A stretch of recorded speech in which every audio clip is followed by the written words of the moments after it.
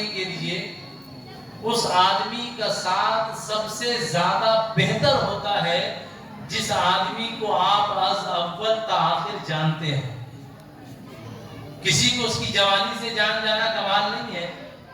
زیادہ تر لوگوں کو دین میں ہم بڑھاپے سے جانتے ہیں، تو بڑھاپے سے جان کر پتہ کیا چلتا ہے جوانی کیسی تھی، بڑھاپے سے جان کر پتہ کیسے چلتا لڑکپن کیسا تھا، بڑھاپے سے جان کر پتہ کیسا چلتا بچپنا کیسا تھا. کسی کو سمجھنے کے لیے تین چیزیں سمجھنا ضروری ہے. اس کا بچپنا کیسا گزرا، جوانی کیسی گزری اور بڑھاپا کیسا گزرا. بعض لوگوں نے اس کو چار کہا کہ اس کی بچپنے کے انجام کیسے تھے، جوانی کے دن کیسے تھے، بڑھاپا کیسا تھا اور موت کے وقت اس پر موت کیسے آئی، وہ مرا کیسے. یہ چار کیفیت اگر کسی کے بارے میں معلوم ہو جائے اور وہ ساری چیزیں آپ سمجھ جائیں اور اس کے اندر آپ کو کوئی اخلاقی برائی نظر نہ آئے تو آپ کو سمجھ جانا چاہیے کہ یہ وہ آدمی ہے جس کے ذریعے سے ہم اپنے دین کے رستوں کو طے کر سکتے ہیں، جن سے ہم دین کو سمجھ سکتے ہیں، جس سے ہم مذہب کو سمجھ سکتے ہیں. یہ آسان طریقہ ہوا کرتا ہے. یہ غازی یہ تیرے پراسرار بندے جنہیں تو نے بخشا ہے ذوق خدائی.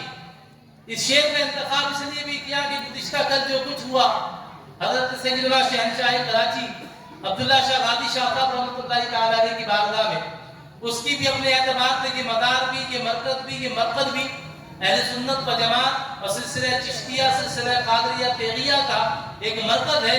ہم اپنے مرکز سے بھی حضرت عبداللہ شاہ غازی شاہ صاحب رحمۃ اللہ تعالی علیہ کے دربار کی جن لوگوں نے بھی بے حرمتی کی ہے ہم ان تمام لوگوں سے بیزاری کا اظہار کرتے ہیں. ہم حکومت وقت سے مطالبہ کرتے ہیں کہ اہل سنت و جماعت کے مزارات پر اس طرح کی گھناؤنی حرکتیں کرنے والوں کو باز رکھا جائے، کیونکہ ہم اہل سنت و جماعت الحمدللہ علی احسانہ کہ ہم وہ لوگ ہیں کہ ہم نے ہمیشہ درود و سلام پڑھنے کی بات کی ہے، ہم نے محبتوں کی بات کی ہے. ہم کبھی کسی کے عقائد و نظریات اور خیالات کے خلاف کوئی بات نہیں کرتے.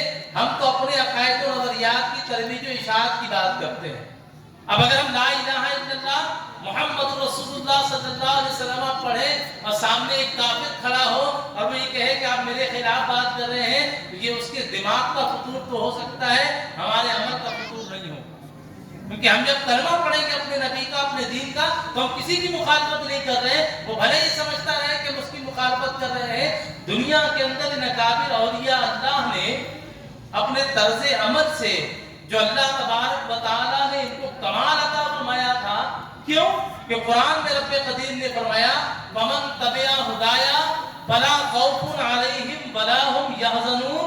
تم میں سے جو کوئی، پوری امت مخاطب ہے، پوری امت محمدیہ میں سے جو کوئی آدمی ہدایت کی پیروی کر لے گا اللہ تبارک و تعالیٰ اس کو دنیا اور آخرت کے غم سے نجات عطا فرما دے. وہ بے خوف ہو جائے گا، دنیا میں بھی اور آخرت میں بھی اس کو کسی طرح کا حزن و ملال دامنگیر نہیں ہوگا. تو جب بندہ اللہ تبارک و تعالیٰ کے بتائے ہوئے اصول کے مطابق زندگی کے ایام کو گزارتا ہے اور اللہ تبارک و تعالیٰ کے پیارے محبوب صلی اللہ علیہ وسلم کے لائے ہوئے ہدایت کی پیروی کرتا ہے، جب بندہ گانے خدا میں سے کچھ لوگ اس پیروی میں لگ جاتے ہیں.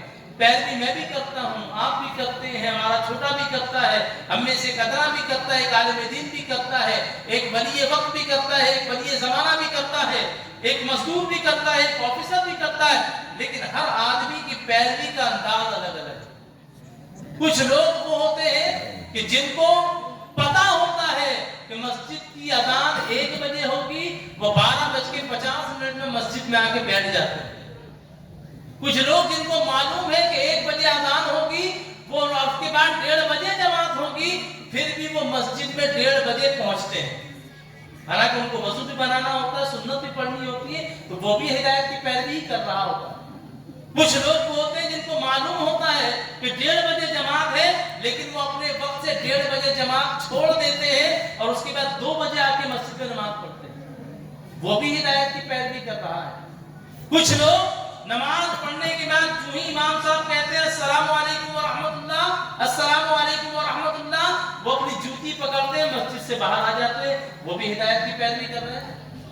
کچھ لوگ جب امام صاحب نماز پڑھانے کے بعد 2 رکعت سنت 2 رکعت نفل پڑھتے ہیں تو اس کے بعد وہ لوگ بیٹھ کر تسبیح فاطمی پڑھتے ہیں، پھر تسبیح فاطمی پڑھنے کے بعد وہ باہر چلے جاتے ہیں، وہ بھی ہدایت کی پیروی کرتے ہیں۔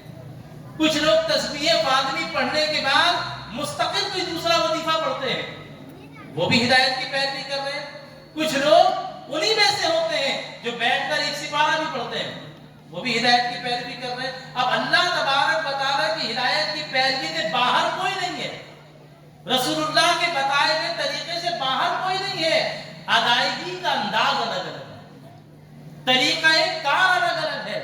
اب یوں آپ سمجھ لیجئے کہ جس طریقے سے زندگی کے ایام کو گزارنے میں ہم اور آپ ایک جیسے نہیں ہیں۔ گھر کا باپ ایک تاریخ ہوتی ہے، اس کو فکر ہوتی تمہاری تنخواہ کب آئے گی، تمہاری تنخواہ کب آئے گی، بجلی کا بل آنے والا ہے، گیس کا بل آنے والا ہے۔ یہ گھر کے باپ کی ذمہ داری ہے۔ گھر کا بڑا بیٹا، اس کی ذمہ داری الگ ہے، گھر میں جو بیوی ہے عورت ہے اس کی ذمہ داری الگ ہے، دیگر مختلف ایک گھر کے اندر جو لوگ ہوتے ہیں ان کی ذمہ داریوں کا دائرہ کار الگ الگ ہوتا ہے۔ بس اسی طریقے سے سمجھ لیجئے فمن تبع ہدایا فلا خوف علیہم ولا هم يحزنون، جو بندہ اللہ تبارک و تعالیٰ کی اتباع اور پیروی جناب رسالت امام صلی اللہ علیہ وسلم کے لائے ہوئے ہدایت کی کرتا چلا جائے گا، جب اس پیروی کے اندر، جب اس اتباع کے اندر اللہ تبارک و تعالیٰ کے لائے ہوئے ہدایت کی اتباع میں وہ اپنے آپ کو جتنا مصروف کرتا چلا جائے گا، ایک لمحے سے وہ بندہ بے نمازی تھا نمازی بن گیا، نمازی بننے کے بعد اس نے جناب من ابابیل کی نماز پڑھنا شروع کر دی، ابابیل کے بعد چاشت پڑھنا شروع کر دی، چاشت کے بعد اشراق کی بھی پابندی کرنے لگا، تہجد کی بھی پابندی کرنے لگا، وظائف کی بھی پابندی کرنے لگا، زندگی کے ایام میں اعمال کو بڑھاتا چلا گیا۔ جیسے جیسے اس نے ہدایت کی اتباع میں اپنے اعمال کو بڑھانا شروع کر دیا، اللہ تبارک و تعالیٰ اس کو دنیا کے غم اور فکر سے نجات دینا شروع کر دیا۔ ولا خوف علیہم ولا هم يحزنون، وہ بے پرواہ ہو جاتا ہے، اور جب وہ بے پرواہ ہو جاتا ہے تو اللہ تبارک و تعالیٰ اس کے چہرے پر اپنے نور کی تجلی فرما دیتا ہے۔ اب اس کا چہرہ انوار الہیہ، انوار قدسیہ کا مرکز بن جاتا ہے، اور جب کوئی بندہ اس کی طرف توجہ کرتا ہے تو چہرہ اس بندے کا ہوتا ہے، انوار خداوندی کے ہوتے ہیں۔ جو ہی اس کے چہرے پر نظر پڑتی ہے اللہ تبارک و تعالیٰ جل جلالہ کا ذکر اس کی زبان پر جاری ہو جاتا ہے۔ اللہ اللہ کیے جانے سے اللہ نہ ملے، اللہ والے ہیں جو اللہ سے ملا دیتے ہیں۔ جب ایسے لوگوں کا چہرہ سامنے آ جاتا ہے تو زبان پر سبحان اللہ، ماشاء اللہ، الحمدللہ کا نام نکل جاتا ہے۔ یہ اس بات کی علامت ہوتی ہے کہ یہ وہ چہرہ جس کو ہم دیکھ رہے ہیں، یہ وہ چہرہ ہے جس کو اللہ نے اپنی ذات کی تجلی عطا فرمائی۔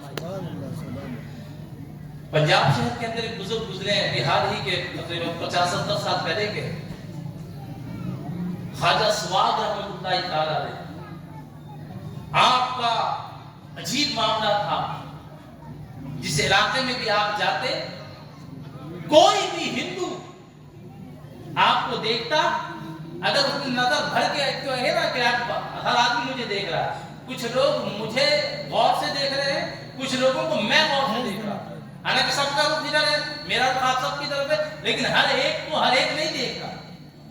خواجہ سواد رحمۃ اللہ تعالیٰ علیہ کو جو آدمی غور سے ایک دفعہ دیکھ دیتا، آپ اس کو کچھ نہیں کہتے، وہ صرف غور سے حضرت خواجہ سواد رحمۃ اللہ علیہ کو دیکھتا، دوسرے ہی لمحے وہ گواہی دیتا اشہد ان لا الہ الا اللہ، کلمہ پڑھ لیتا۔ جب یہ معاملہ بڑھتا چلا گیا تو ہندوؤں نے مجسٹریٹ کے پاس کیس کر دیا کہ بھائی یہ آدمی زبردستی ہمارے نوجوان ہندو نوجوانوں کو مسلمان کرتا ہے، اس کو کنٹرول کیا جائے۔ آپ کو بلایا گیا عدالت میں، آپ تشریف لے گئے۔ جب آپ وہاں گئے تو جانے کے بعد मजिस्ट्रेट से आपने पूछा कि मुझे क्यों बुलाया आपने?